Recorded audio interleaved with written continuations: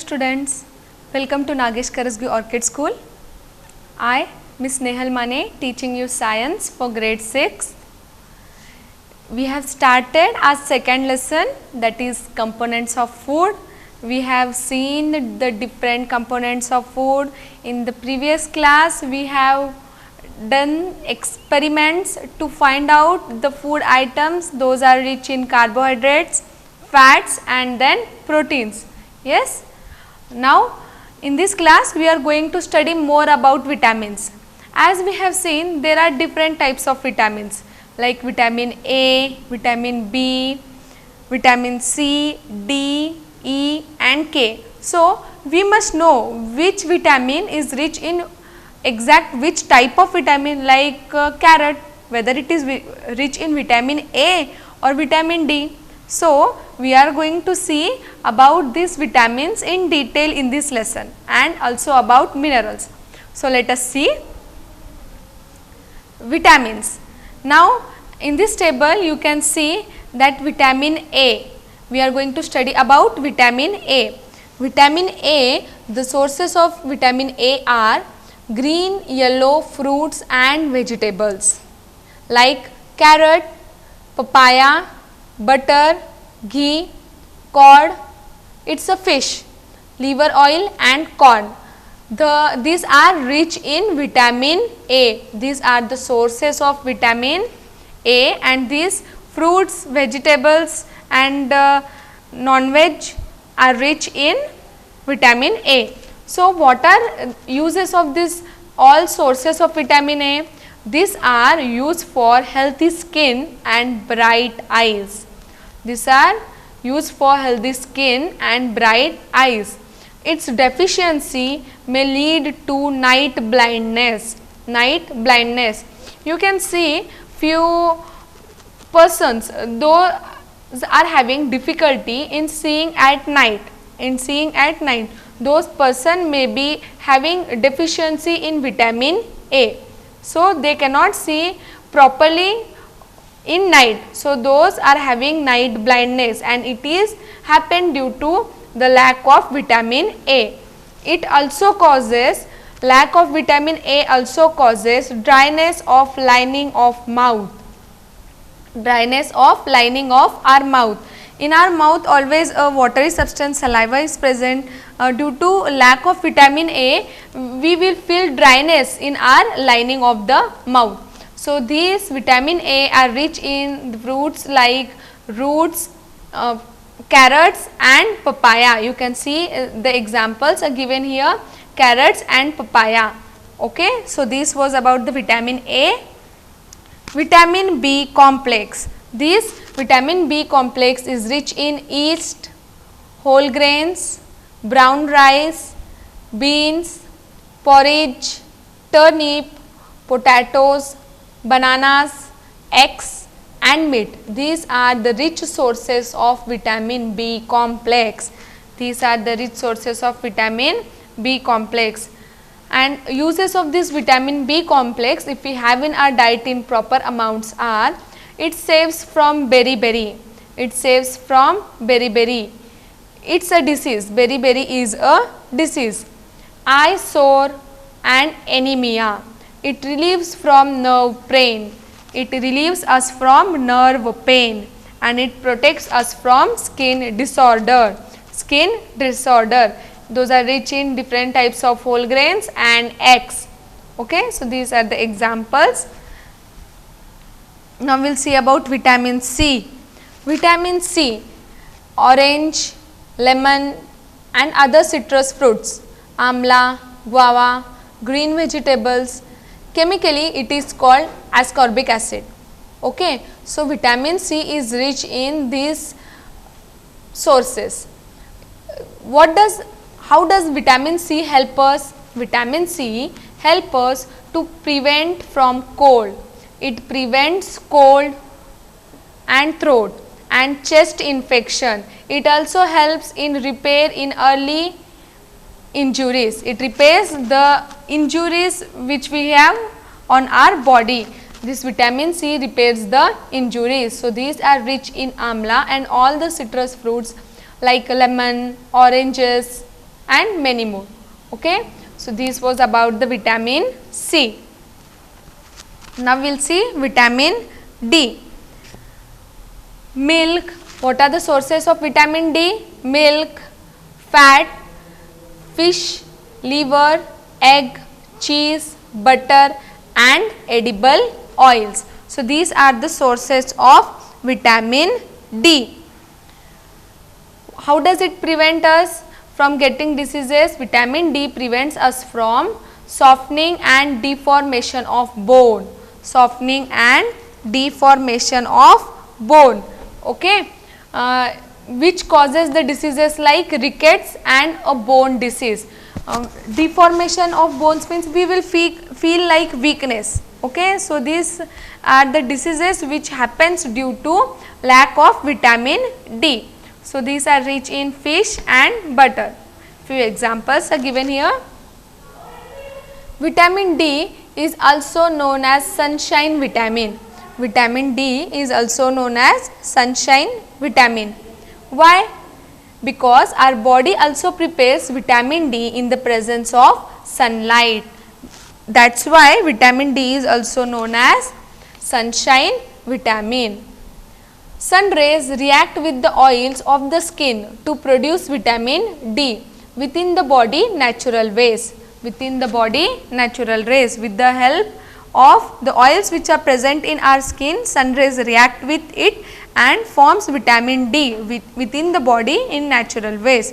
So, vitamin D is again a very important nutrient which we require for our body. It is also called as sunshine vitamin because it prepares vitamin D in the presence of sunlight. That is why it is called as sunshine vitamin. Let us see about vitamin E. Vitamin E, it is rich in sunflower, olive oil and nuts like almond and different types of nuts like cashew, pista and many more. It prevents early aging. It prevents early aging and maintains freshness of the skin. It also maintains freshness of the skin. It helps faster healing of damaged tissues. It also helps in faster healing and damaged tissues. It helps the wound which we have in our body and it also helps in healing of damaged tissues. It heals our body in natural ways when we consume proper amount of vitamin E. Those are rich in nuts and sunflower. Now, we will see about vitamin K. Vitamin K, the sources of vitamin K are green leafy vegetables like cabbage and spinach and methi leaves from plants are rich in vitamin K. How does it help us? It helps us to prevent excessive bleeding. It helps in clotting of blood. It helps in clotting of blood. As you know students, that if we fallen down, what happens? Suddenly we have a wound and from that wound we have bleeding. So, what happens? Clotting of blood is done by vitamin K. So, we need to take vitamin K in proper amounts. So, it is rich in cabbage and spinach. Those are green leafy vegetables. Okay. So, this was about the different types of vitamins. We need to take these vitamins in different amounts per daily. For example, vitamin A we must take about 0.75 of milligram. Then vitamin B we have to take about 150 milligrams daily. Vitamin C we have to take 40 to 60 milligrams. Vitamin D we have to take about 5 to 10 grams and vitamin E 1 gram, vitamin K 1.5 grams. So, these different types of vitamins we need to consume in different milligrams daily for proper growth and development for our body and be away from the diseases. Now, we will see about vitamins in detail. So, vitamins are of two types. Those are fat soluble and water soluble. Vitamins are of two types, fat soluble and water soluble. Vitamin A, D, E and K are fat soluble. Vitamin B and C are water soluble. Now what is this fat soluble and water soluble? Let us see that. Vitamins are grouped into two categories. Vitamins are grouped into two categories as we have seen here. First is fat soluble and water soluble. Vitamin A, D, E and K are soluble in fat and vitamin B and C are soluble in water, so they are called as water soluble. Since water soluble vitamins are not stored in our body, they must be replenished every day through fresh food. They must be replenished through fresh food every day. It means those are water soluble, and water soluble substances are not stored in our body. The water soluble substances are not stored in our body. We need to take water soluble substances in every day in more quantity through fresh food. So water soluble substances, it means vitamin B and C should be required, and we must have this with our fresh food daily. Vitamin C is easily destroyed during cooking. So therefore vitamin C rich food should be eaten raw. Fresh lemon is a good source of vitamin C. So we can even drink lemon juice every day and get lots of vitamin C in our body and prevents from different diseases like scurvy. Now we are going to see about minerals. Minerals are elements present in certain substances. Minerals are elements present in certain substances found in many kinds of food. Minerals are also present in water we drink. See students, minerals are also present in water that we drink daily. Minerals are necessary for the healthy bones, teeth, blood cells and for performing certain important body functions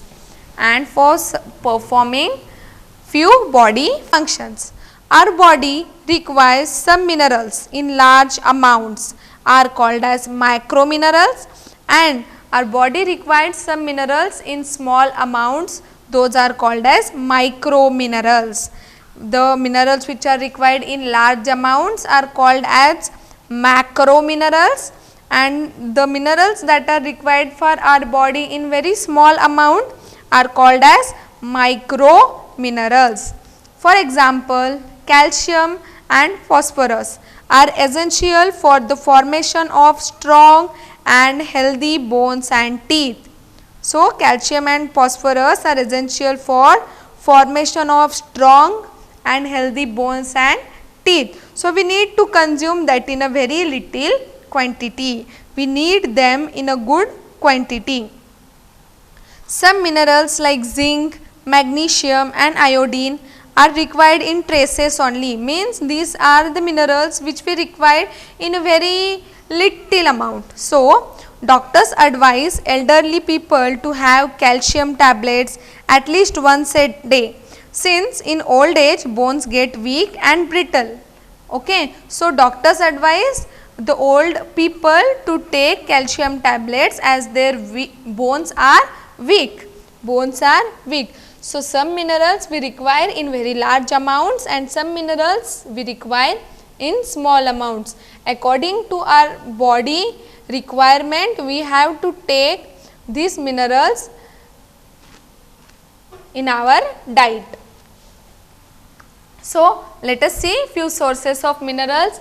Sources of minerals are iron, calcium, phosphorus and iodine. Okay, these are the sources of minerals. Let us see about one by one in detail. As we can see here, milk, black gram, beans, sesame, turnip, green leafy vegetables, egg, fish and liver are rich in iron. So, what are the uses of this mineral? for the formation of hemoglobin in red blood cells. Very important, for the formation of hemoglobin in red blood cells. What if we do not eat this mineral in required amount? If we do not eat this, it leads to a deficiency called anemia. It leads to a deficiency called anemia. What is anemia? It's lack of blood in our body. The formation of blood decreases. So, we need to consume iron in a very good amount. Okay. So, examples are shown here. These are rich in sesame and beans, green beans. Let us see about the next mineral, that is calcium. Now, what are the sources of calcium? Milk, cheese, pulses, soya bean, green leafy vegetables, cashew and dry fruits. Okay. So, these are the sources of calcium. These are calcium rich food. What are the uses of calcium? These are helpful for us for strong bones and teeth. It's necessary for clotting of blood. Its deficiency leads to soft bones. Our bones are not strong. Its deficiency leads to weak, brittle or soft bones. So, we must consume calcium in proper amount to get strong bones. So, these are rich in milk and nuts. The examples are given here. Now, we will see about phosphorus. Phosphorus is again a different type of mineral which is rich in milk, nuts, pulses, wholemeal, cereals, fruits, fish and meat. Okay. So, how does this phosphorus help us? It helps us for utilizing proteins in the body, parts of bones and teeth and for transfer of energy. So, these are rich in the grains, whole meals and fruits, many different varieties of fruits. Now, let us see about iodine. Iodine, it's rich in green vegetables, iodized salt, seafood, marine fish, coconut water. Its uses are, it's required for our normal body growth. As we know, iodine, it's required for our normal body growth. Its deficiency leads to the formation of goiter. It leads to deficiency leads to the formation of goiter. It means swelling of neck. Swelling of neck. Our neck starts enlarging, enlargement of thyroid gland, enlargement of thyroid gland. So, we need to consume iodine in right amounts. So, which are the sources which are rich in iodine are salt and coconut water. We must consume 0.5 milligram of iodine daily. 0.5 milligram of iodine daily. Now, we are going to see about magnesium. Magnesium is rich in green leafy vegetables, cereals, kiwi and fruit, different fruits. It's helpful for muscles and growth and it is rich in kiwi. It is rich in kiwi. Now, we are going to see about mineral called zinc. Zinc, the sources of zinc are beans, peanuts and chicken. So, this helps in digestion of food and it also works as antacid. It prevents forming of acids in our body. It works as an antacid. It helps in digestion of food. Those zinc is rich in peanuts. It is rich in peanuts. Now, we are going to see about minerals. Sodium, we are going to see about sodium. And the sources of sodium are common salt, leafy vegetables and milk. Common salt, leafy vegetables and milk. It controls the body liquids, blood flow and nerve impulses. It controls body liquids, blood flow and nerve impulses. Excessive sodium leads to high blood pressure. Excessive sodium leads to high blood pressure. So, we must eat sodium in right amounts. Okay, so this was about the different types of minerals we have studied. So, different types of minerals that we studied are iron, calcium, phosphorus, iodine, potassium, sodium, magnesium and zinc. So, different minerals we need to consume in different amounts. Okay, now we are going to see about roughage, dietary fibers. Fibers are an important part of our food. Fibers are an important part of our food. Since fibers come from food, they are also termed as dietary fibers. Those are very important part of our food and it come from the foods are also termed as dietary fibers. Dietary fibers are also termed as roughage. Those are termed as roughage. They come from plants. Walls of plant cells are made of cellulose and other substances which are fibers. These are made from cellulose and other substances which are fibers. Leafy, crunchy vegetables and fruits are good source of fibers.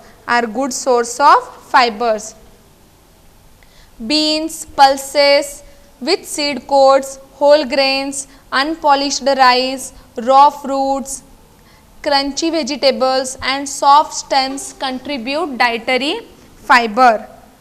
They form the bulk of food and help in the movement of food through the food canal. Dietary fiber helps to prevent constipation. Most of it passes out of the body as a solid waste. A part of food that we eat as vegetables, seed coats and other is not digested in our food canal. This is mainly the fibrous part of the food which is also called as roughage. So, this is again a very important component of the nutrients and we require it in our body. We are going to see about water.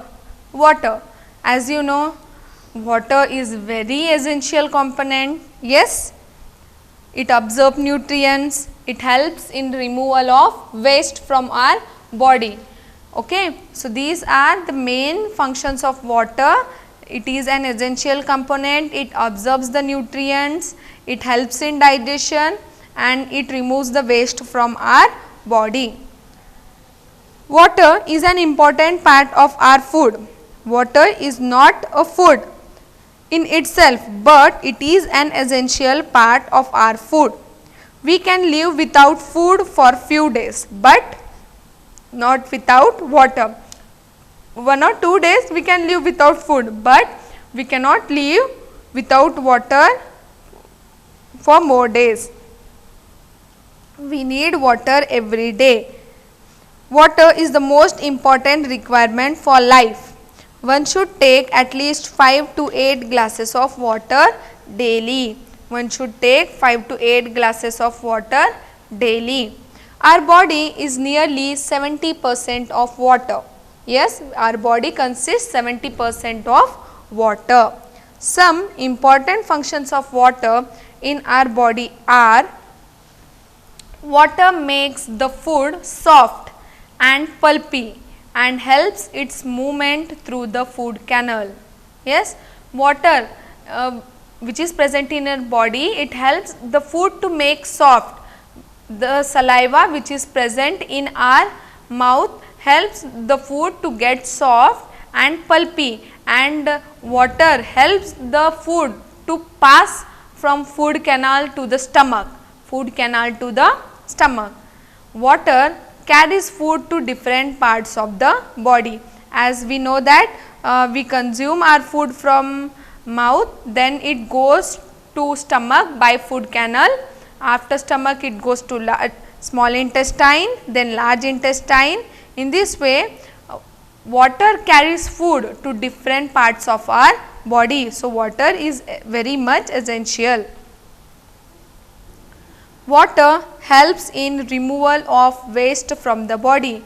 Water helps in removal of waste from the body, like toxic substances which are present in our body are removed out in the form of sweat or urine from our body.